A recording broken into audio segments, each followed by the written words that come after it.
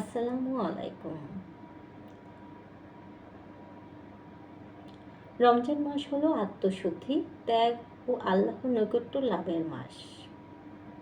আজকের এই ভিডিওতে আমরা জানব রোজার বিধান, ফরজ আমল, রোজার শর্তাবলী, সেহরি ও ইফতারের সুন্নত এবং রোজা ভঙ্গের কারণ ও কাফারা সম্পর্কে।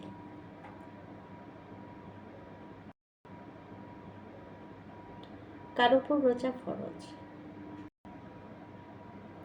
রোজা পালন করা ফরজ বা আবশ্যক শুধুমাত্র সেই ব্যক্তিদের জন্য যারা মুসলিম, প্রাপ্তবয়স্ক বা বালেগ, মানসিকভাবে সুস্থ,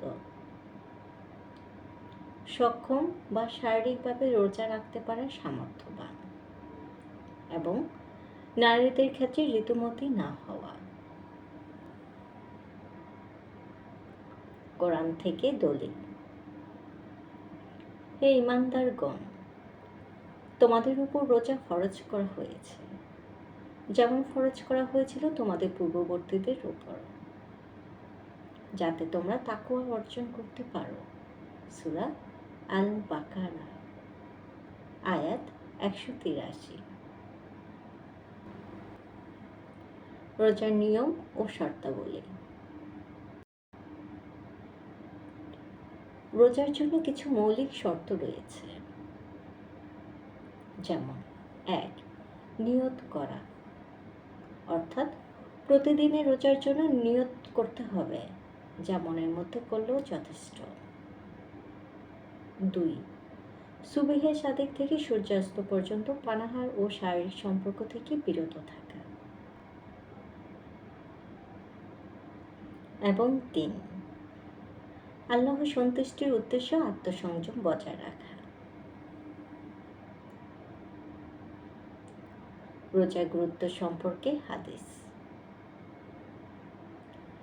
রাসূল সাল্লাল্লাহু আলাইহি ওয়াসাল্লাম বলেছেন, যে ব্যক্তি ঈমান ও নেক নিয়তে রমজানের রোজা রাখে, আল্লাহ তার পূর্বে সব গুনাহ মাফ করে দেন।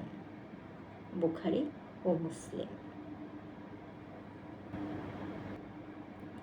সেহরি ও ইফতারের সুন্নত ও আদব। সেহরির সুন্নত, যেমন শেষ রাতের দিকে সেহরি খাওয়া সুন্নত। রাসূল সাল্লাল্লাহু আলাইহি ওয়াসাল্লাম বলেছেন, সেহরি খাবারের বরকত রয়েছে, তাই তোমরা সেহরি খাও। বুখারী মুসলিম। ইফতারের সুন্নত। দ্রুত ইফতার করা সুন্নত। সূর্য অস্ত যাওয়ার সাথে সাথে ইফতার করা উচিত এবং খেজুর বা পানি দিয়ে ইফতার করা উত্তম। ইফতারের দোয়া। হে আল্লাহ, আমি তোমার জন্য রোজা রেখেছি, তোমার উপর বিশ্বাস স্থাপন করেছি, তোমার উপর নির্ভর করেছি এবং তোমারই দেয়া রিজিক দ্বারা ইফতার করছি। রোজা ভঙ্গের কারণ ও কাফারা।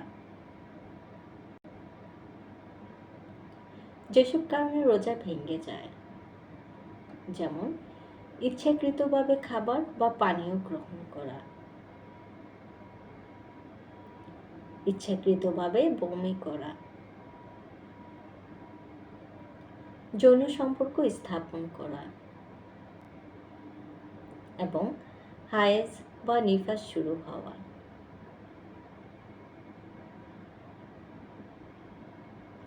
রোজার কাফারা বা প্রায়শ্চিত্ত। যদি কেউ ইচ্ছাকৃতভাবে রোজা ভেঙে ফেলে, তবে তাকে একটানা 60 দিন রোজা রাখতে হবে, না হলে 60 জন গরিবকে খাওয়াতে হবে।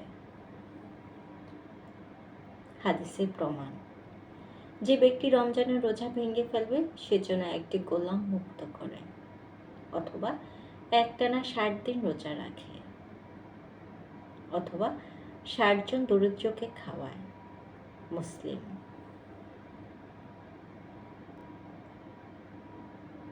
পরিশেষে আমরা বলবো, রমজানের রোজা আমাদের আত্মাকে পরিশুদ্ধ করে, আল্লাহর কাছে আমাদের আরও বেশি প্রিয় করে তোলে। আল্লাহ আমাদের সকলকে রোজার হক আদায় করার তৌফিক দিন। আমিন। এই ভিডিওটি যদি আপনাদের ভালো লেগে থাকে তাহলে অবশ্যই লাইক, কমেন্ট ও শেয়ার করুন এবং আমাদের চ্যানেল সাবস্ক্রাইব করতে ভুলবেন না। ধন্যবাদ।